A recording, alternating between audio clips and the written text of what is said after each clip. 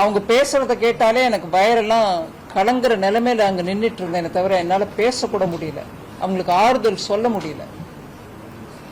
7 வயது மகனை இழந்த தாய்,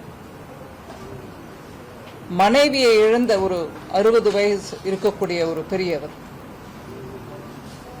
அதே மாதிரி தன்னுடைய அண்ணனை இழந்த ஒரு பெண், தன் மகனை இழந்த தாய், 2 பேரும் ஒரே வீட்டில். இப்படியாக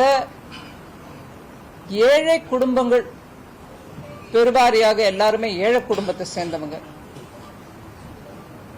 அவங்க கதறி அழறத கேட்டா நம்மளால பதில் சொல்ல முடியல, அவங்களுக்கு ஆறுதல் சொல்ல முடியல.